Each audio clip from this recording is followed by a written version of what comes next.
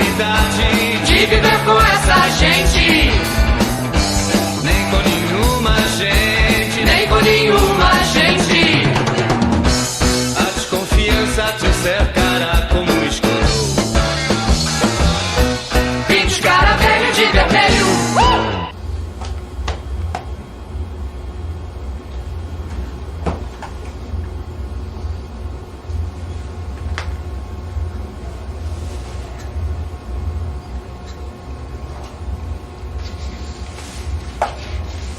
Quando quiser.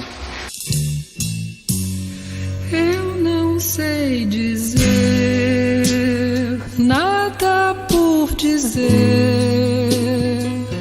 então eu escuto.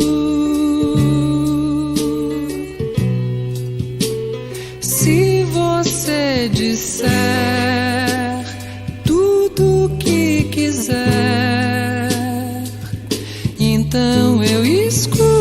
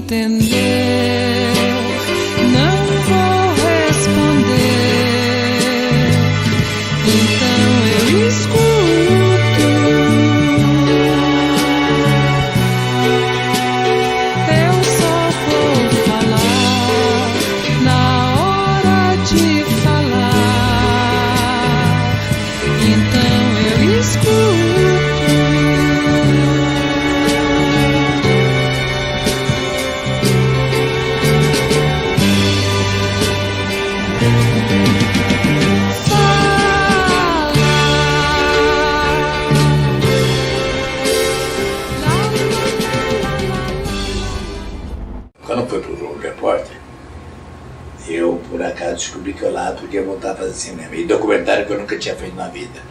E entrei sem saber nada de documentário. Documentário não é, enfim, quem fazer ficção comigo, documentário é outra coisa. E lá naquele tempo que era ditadura, havia um espaço para uma coisa que muitas vezes se aproximava do documentário. Às vezes era pura reportagem, às vezes não se aproximava do documentário. Havia cineastas convidados, havia funcionários cineastas. Walter Lima era funcionário, João Batista Andrade era funcionário. E várias pessoas trabalhavam chamadas ou pelo Paulo Gil ou pela Blip, que é do irmão do Guga, era do irmão do Guga, e que tem muita gente que trabalhava com ele até em regime especial, mais tempo para trabalhar. Capovilla trabalhou, Irmão Pena, vários trabalharam. E no Rio, vários e vários outros. O Alberto Salvar, esse menino Bodantes, que já fez um filme lá, vários cineastas trabalharam lá, o Jorge Cordeiro fez um. Então tinha essa coisa, tinha gente de fora que já era diferente. E daí o fato é que eu vi lá, eu trabalhei lá eu dirigia algumas coisas, eu traduzia, eu fazia tudo, eu era funcionário muito mais que os outros. Eu parecia que era funcionário, eu traduzia, adaptava, montava, fazia. Volta e me fazia um filme, às vezes fazia um texto para ele, de acordo com ele, né? Eu era contratado para fazer tudo.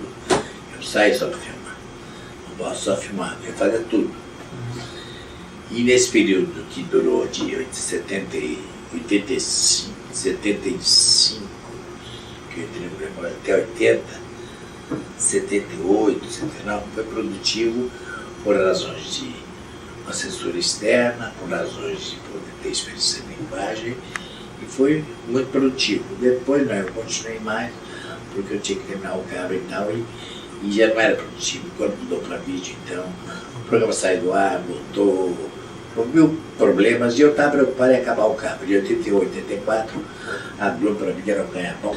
Mas enfim, eu aprendi então a ver, e eu aprendi por quê? Eu aprendi porque eu via, porque eu montava, porque eu aprendi como se monta um documentário, que você pode fazer a cozinha do documentário, e muito mais. Eu via também aquilo que ia para o ar e não ia. E vendo o que ia para o ar, o que antes da filmagem e depois da filmagem, eu aprendi aquilo que não ia para a filmagem. E via que às vezes o que acontecia antes da filmagem, depois da filmagem, era melhor do que a própria filmagem. E na verdade a experiência me serviu para fazer, radicalizar aquilo que não tinha na televisão, porque na verdade o Cabra é um filme que incorpora personagem, coisa que não tinha. Era proibido aparecer repórter no Clube Repórter. Não. Só começou a aparecer na segunda fase, em 82, que já chamaram os repórteres famosos da Globo, a Glória Maria e o outro, vários deles iam lá para fazer programa. O repórter passou a ser o herói, etc. Coisa que não é a minha concepção de repórter. Né? Mas no meu tempo, até 80, o repórter era proibido de aparecer. Eu era diretor e repórter e eu estava sempre off. Eventualmente aparecia de lado, mas já era um escândalo. Até as perguntas eram deletadas como possível. E eu usei um troço que não, porque esse troço, essas regras foram rompidas. Então foi útil porque, pelas coisas que eu via, fazia, e pelas coisas que eu via que não eram feitas, etc. É um pouco rompendo com essa regra. Por exemplo, chegar numa casa filmando e sair filmando, a televisão já usava um pouco na época, agora usa demais até. E eu vi que isso foi usado para o bem, não para o mal, não para fazer reportagem de escândalo, etc. Mas para fazer, sempre a televisão tem essa agilidade de chega filmando e sai filmando. E o cinema documentário brasileiro da época era um cinema que não usava fazer isso. E eu no Cabra usei isso pra cacete, no sentido que o seu chego filmando numa casa é diferente. E sai filmando, acontecem coisas extraordinárias, entende? Que naquela época eram novas, depois se fizeram, entende? Então foi uma escola e uma escola extraordinária.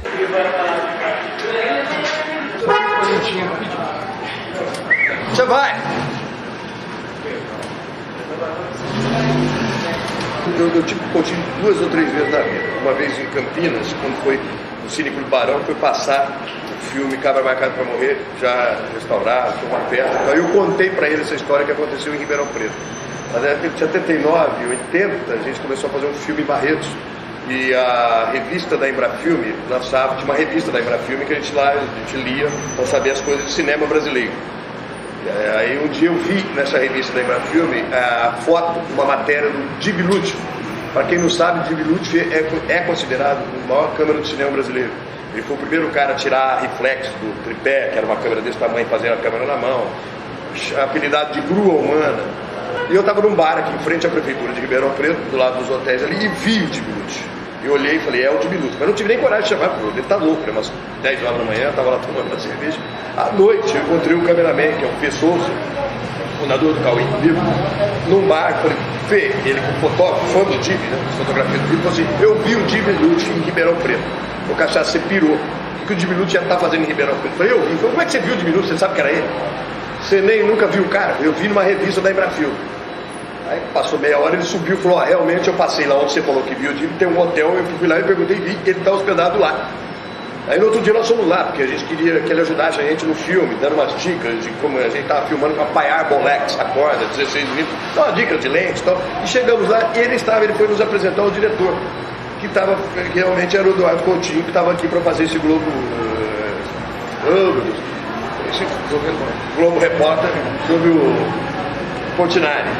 E aí o Coutinho me deu umas dicas, ó, o Leon Risco está filmando, ó, quem está filmando, eu vou indicar vocês lá, porque não tinha escola de cinema, tinha escola da ECA, né?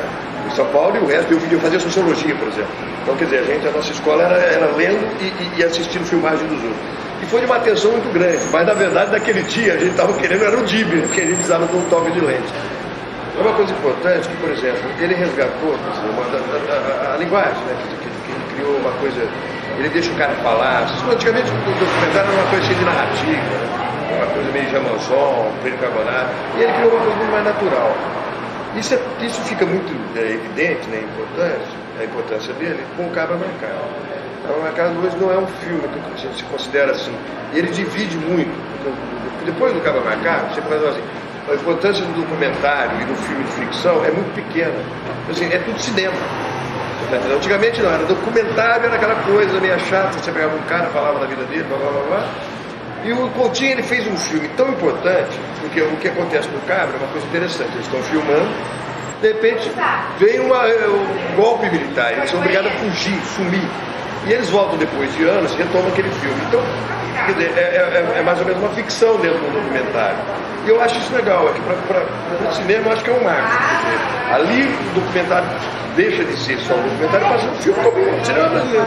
O Coutinho tem uma visão a gente vê no documentário dele, eu acho uma coisa tão legal, quer dizer, não é uma coisa didática, tá entendendo?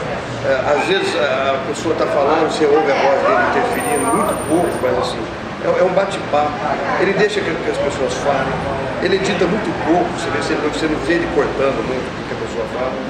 Eu acho que isso é uma coisa natural pra caramba, que ele faz com naturalidade.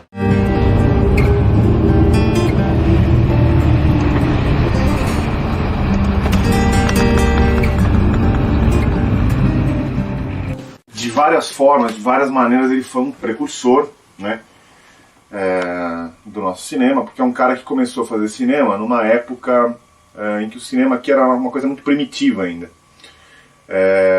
Não existia basicamente nenhum tipo de curso, enfim, não existia um caminho, né, de uma ação ao qual as pessoas pudessem percorrer, as pessoas interessadas em fazer cinema. Não existia, como hoje, toda uma estrutura, né, montada para educar as pessoas, enfim, não só em termos de direção, né, realização, como montagem, enfim, você tem escolas, cursos, etc e tal. E ele é um cara que teve, inclusive, uma formação clássica, né, uma formação romântica, né, como cineasta. Um cara que, enfim, estudou direito, chegou a trabalhar com jornalismo impresso, né, foi revisor, acho que da Visão, se eu não me engano. Enfim, estudou cinema na Europa, enfim, todo o caminho percorrido por um romântico da época, né? Enfim, um cara que buscou a sua formação dessa maneira. E, enfim, começou a fazer cinema dentro desse quadro de dificuldade, né? De falta de recurso e tudo mais. O curioso, né, sobre o trabalho do Coutinho é que, assim, que inicialmente ele tinha ele até tentou enveredar pelo cinema de ficção, né? Mas você vê, quer dizer, que é uma coisa que estava tão dentro dele, eu acho, essa coisa de buscar a verdade, que até o longa, que seria talvez o grande longa de ficção dele, que é o Cabra Marcado para Morrer, acabou eventualmente por conta de uma série de reviravoltas do destino se tornando um documentário. Mas o que eu acho que realmente, obviamente, a grande influência dele é como documentarista mesmo, quer dizer, como um cara que sempre quis buscar a verdade, né, por meio da arte. Primeiro por meio do cinema, depois por meio da televisão, né, e sem jamais mudar muitas vezes o documentário é uma porta de acesso pro cineasta, pro cara que quer fazer cinema. Ele começa pelo documentário porque é uma forma de você trabalhar com uma verba menor, você até conseguir uma veiculação talvez mais garantida, e etc e tal, e depois ele migra para a ficção, né? E o Coutinho é um cara que desde o início foi um cara muito centrado nisso. Você vê que existe uma coerência muito grande na obra dele.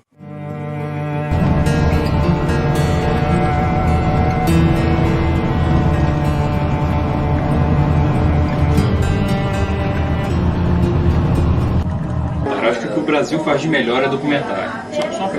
Só uma pergunta. Não vai ficar muito ruim pra vocês o som aqui, não.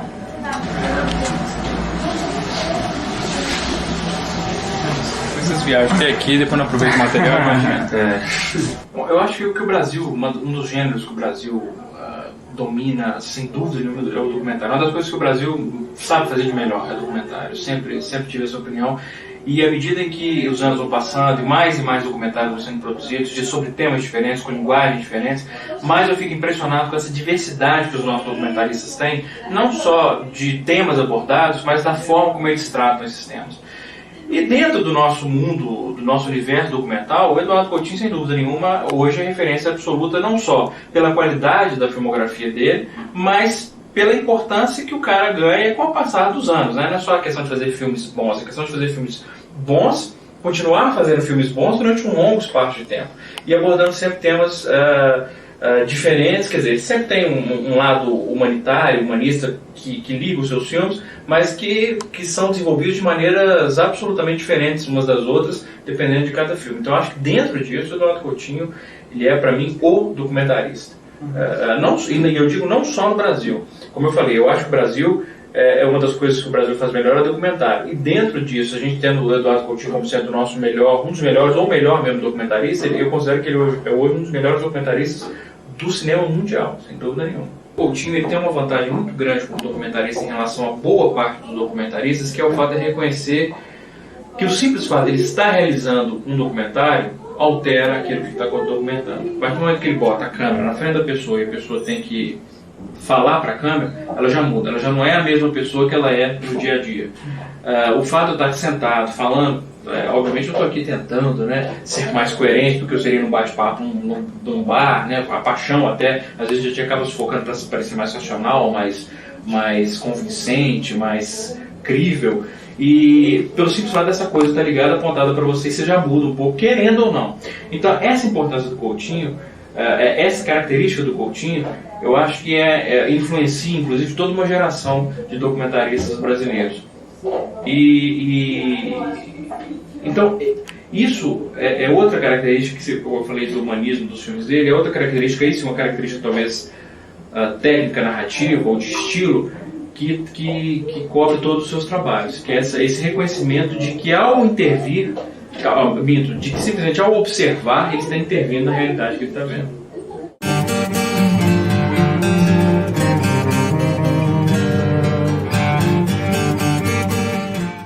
Sem anistia, se não tivesse até hoje anistia, não tinha filme nunca.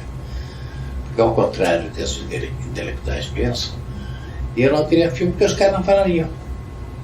A gente pesquisou sobre aqueles camponeses do filme, todos eles só falaram porque tinha havido anistia em setembro de 79.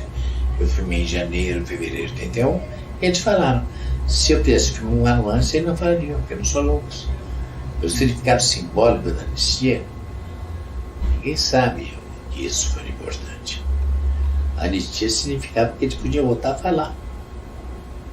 Sim. Os exilados podiam voltar, isso não sabia no aeroporto. Mas os exilados internos aprenderam que podiam voltar a falar. Ainda que com certo medo, por isso podiam voltar a falar. Então foi essencial, e não é por acaso que Elizabeth fala 3 vezes na anistia. Uma vez ela fala obrigada pelo Abraão, e 2 vezes ela fala livremente.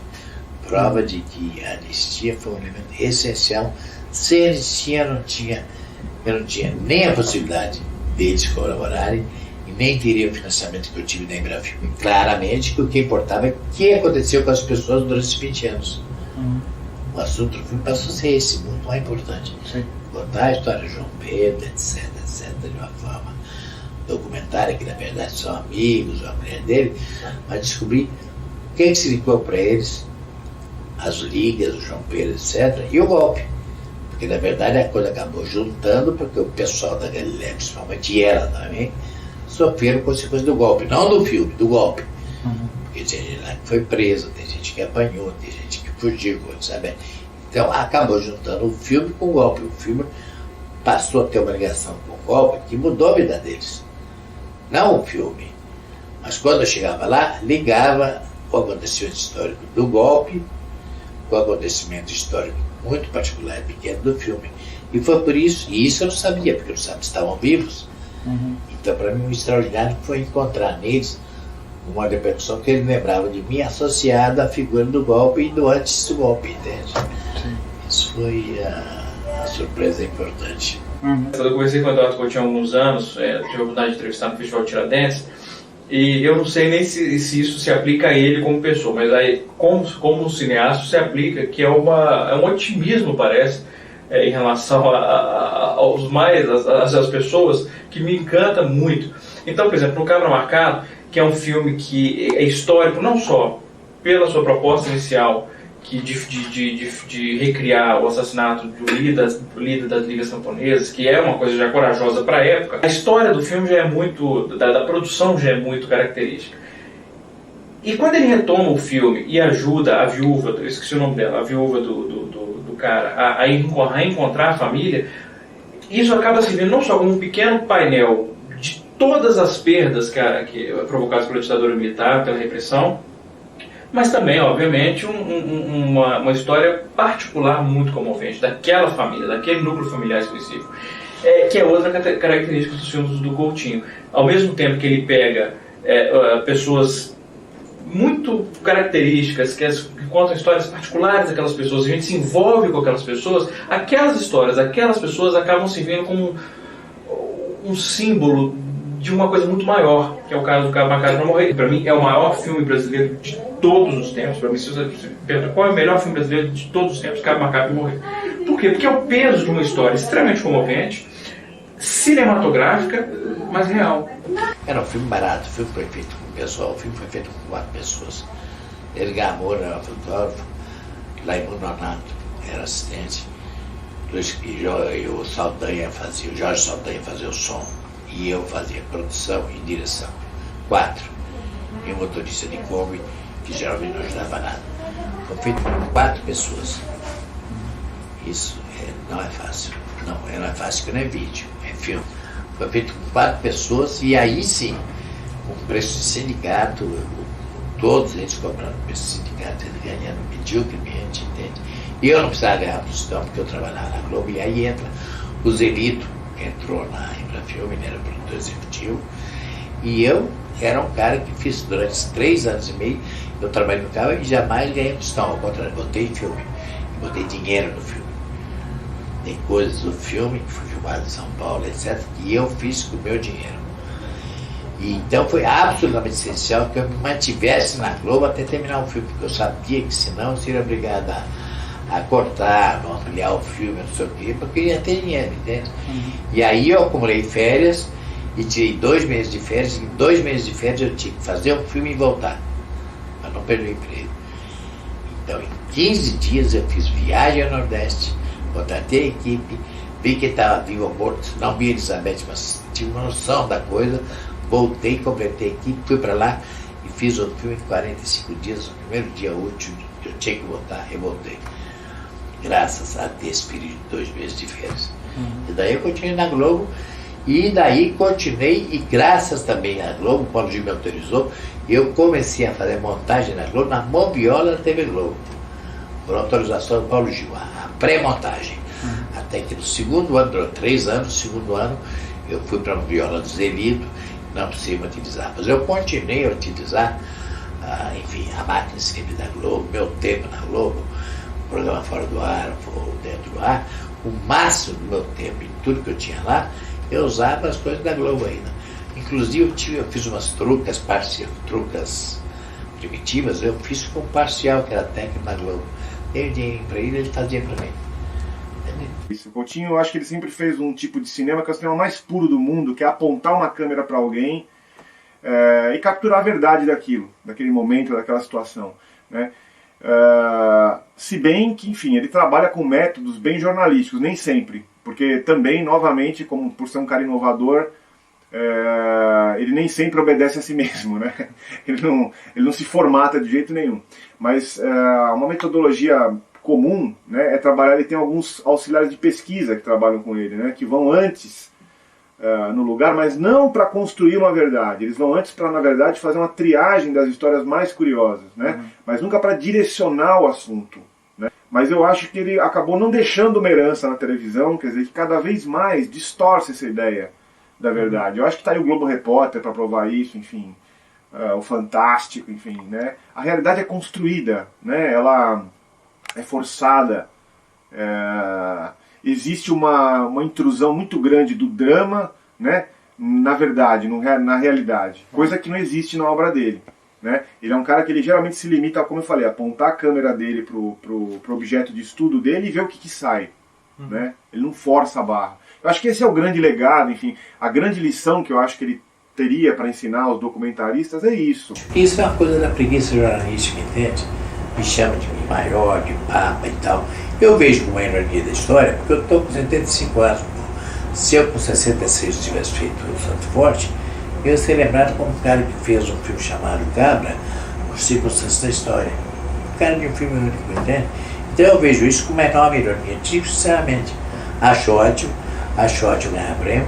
Agora, esse tipo de adjetivo, eu sou o melhor cineasta de mim mesmo. Isto é, dentro do que eu posso ser, eu tento ser o melhor cineasta que eu posso ser.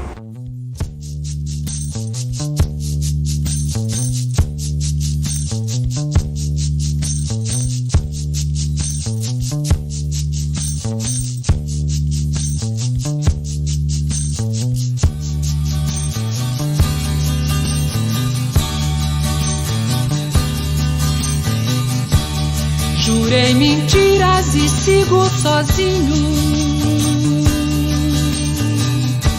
Assumo os pecados. Os ventos do norte não movem moinho. E o que me resta é só um gemido. Minha vida, meus mortos, meus caminhos tortos, meu sangue latino, minha alma cativa.